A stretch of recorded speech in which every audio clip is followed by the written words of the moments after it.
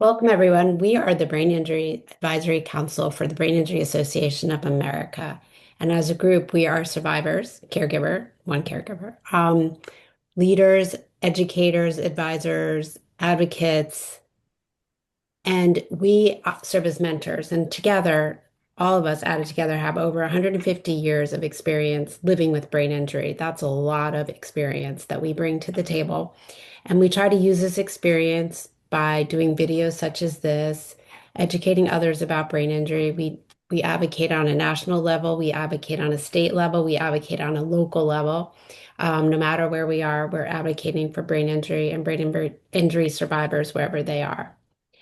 Again, I'm Kelly Lang. I am from Virginia and I had my brain injury in 2001. I would like to introduce my co-leader, Carole Starr. Thanks, Kelly. As Kelly said, I am Carole Starr. I am coming to you from Maine, and my injury was in 1999. Angela, Hi, y'all. I'm Angela Lee Tucker. I live in Asheville, North Carolina, and my car crash happened in 2008.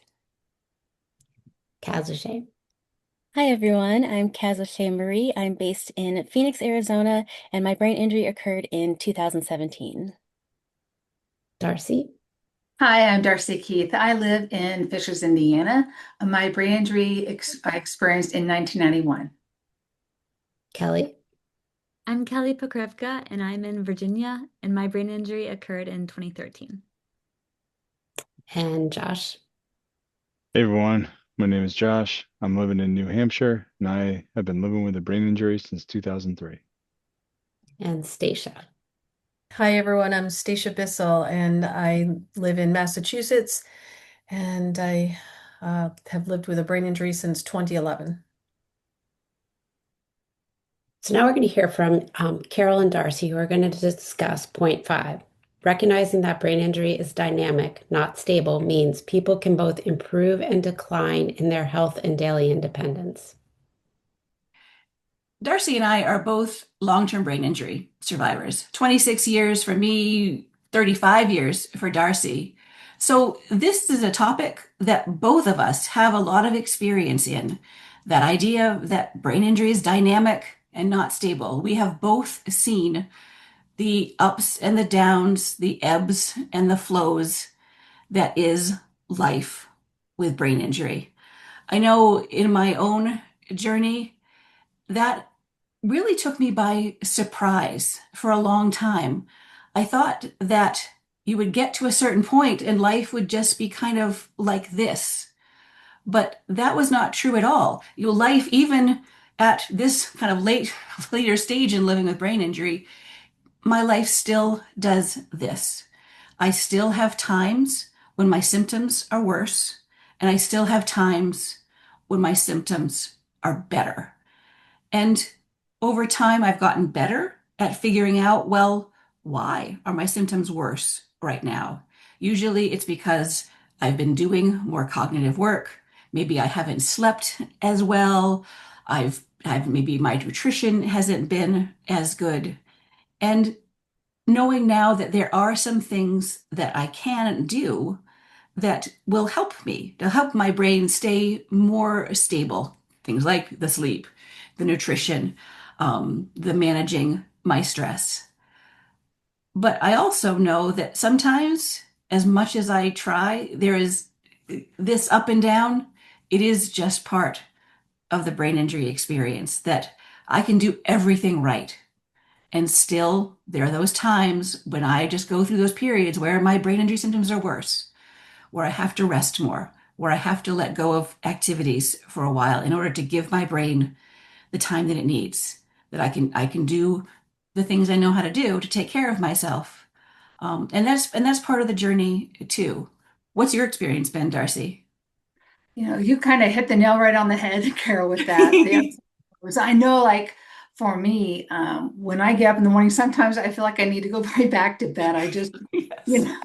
it's like the day started. Oh no! But for me, my day working as a business analyst for Liberty Mutual, it's very stressful. Mhm. And so I get up in the morning and I work because I know for me over the years that I work best in the morning. Me too. And so I worked for 4 hours, and at lunchtime, I know my brain needs a break. And so I go and I sit and I relax and watch TV and eat my lunch because I know for brain health and for longevity during the day, this is something that my brain needs. So, like resting during the day or knowing that I need to rest. And then I work in the afternoon. Then it's at 5 o'clock. I usually cook dinner for my family. And then after that, I come up to the treadmill. And I think, you think by the time, you're tired and exhausted, and I am. But I know that if I want to help make it through the evening, that extra oxygen boost just gets me going. So I walk on the treadmill for a half an hour just to get some exercise because exercise, I think, is important also with brain injuries, having the good health that Carole that you talked about, the sleep, the diet, or watching what you eat. Those things are all important, and also getting that physical exercise. So that's kind of what a typical day is for me. And I found again over the past 35 years that some days I am just on it, and some days I am not. So there are a lot of factors that go involved, and it's never ending. How about Mhm, you? yes. Yes, it is. It's very much the same for me. Like when you said like you're best in the morning. Yep, that is true for me. I start my day feeling pretty, quote, normal. I use those words in quotes, but there are also some days where I wake up also like, oh, this is a bad brain day. But I am at my clearest in the morning, and I try to do my most heavy cognitive work then. And then I take a nap every day, in the afternoon. Sometimes it's an hour, sometimes it's two, sometimes it's three. It varies. And it's what one thing that you said that really stood out to me was really getting to know your system. And I think that we all, as brain injury survivors, that's one of the things that we do is we get to know our brains. We get to know what works, what doesn't work, knowing that on any given day that might change, and that having to be flexible with ourselves because that word dynamic in this particular statement, it's a really very, very true statement that it is very, very dynamic.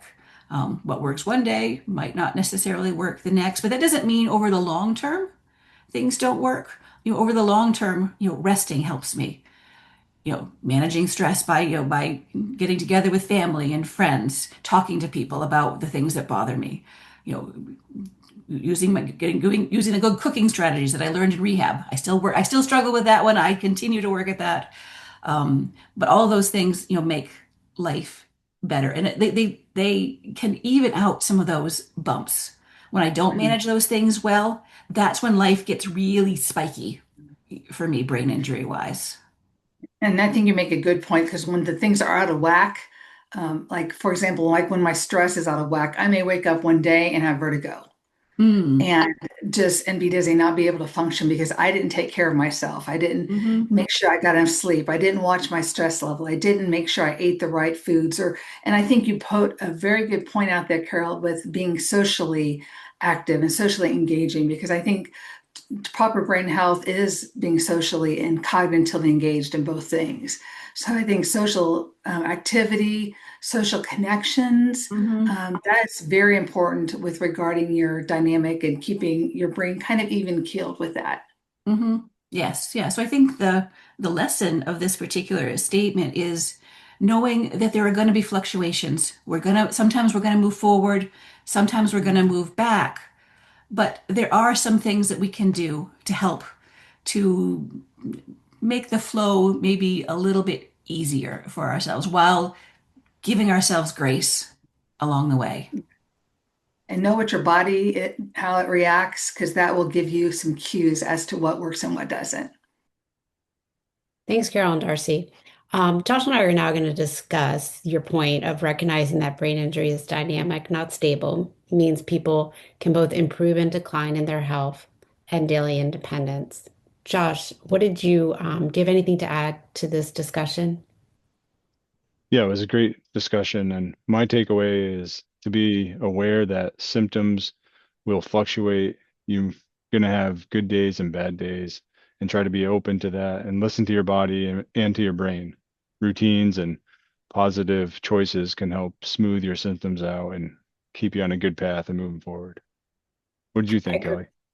Oh, I totally agree. I think brain injury is dynamic, as we said, it ebbs and flows. And as Carol and Darcy both indicated, we have to figure out what time of day works best for us, which is really important because that's when we can be the most productive. And due to brain injury, many of us have learned that we can change from day to day. Our symptoms might pop up one day and not be there the next day. And we have to organize our days according to what is on our agendas. And this may change over time, and that's okay. We all do the best we can and have to recognize that our body's telling us, and most importantly, listen to our brains and bodies. Be sure to watch our Survivor to Survivor videos of all 12 points from the Communicating About Brain Injury statement. Thank you all for being here. Goodbye.